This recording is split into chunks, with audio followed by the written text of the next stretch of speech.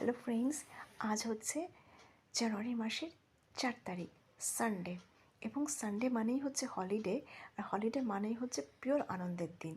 আর এই ঠান্ডায় যদি জমিয়ে আনন্দ করা যায় তো নো প্রবলেম, তাই না? অনেকেই পিকনিক করতে যাচ্ছ, অনেকেই ঘুরতে যাচ্ছ, কেউ আবার একদম লেপ কম্বলের তলায় মুড়ি দিয়ে ঠান্ডার আমেজটাকে উপভোগ করছো। চলো, যেই প্রসঙ্গে আমার আজকের ভিডিও, সেটা আমি সেই প্রসঙ্গে চলে যাই। একটা সময় আমার মা ঠাকুমারা বলতেন যে অল্প বয়সে পাকলে বাল, তার দুঃখ চিরকাল। তার কারণটাও ছিল, মানে যারা অল্প বয়সে বেড়ে পেকে যায় তাদের জীবনটা একদম ছাড়খাড় হয়ে যায়, তাই না? বেড়ে পাকা ছেলে মেয়েদের জীবন একদমই রসাতলে যায়। কিন্তু বর্তমান দুনিয়ায় দাঁড়িয়ে এই কথাটাকে যদি আমি, মানে এই প্রবাদ প্রবচনটাকে যদি একটু অন্যভাবে গুছিয়ে বলি, যে অল্প বয়সে পাকলে চুল, তার জীবন সাকসেসফুল। কেমন লাগবে বলো শুনতে?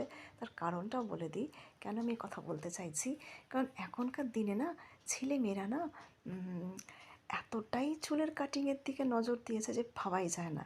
সে চুলের তো ভ্যারাইটি কাটিং, মানে প্রচুর কাটিং, অর্ধেক চুল আছে অর্ধেক চুল নেই, মাথার ওপাশে টাক ওপাশে টাক, মাঝখানে একটু চুল।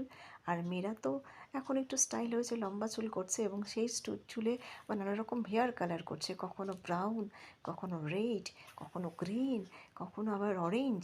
মানে যখন যেটা মন চাইছে চুল নিয়ে খেলা করছে, আর সেই চুলটাকে কালার করছে। আবার কখনো কখনো হোয়াইটও করছে পয়সা খরচা করে।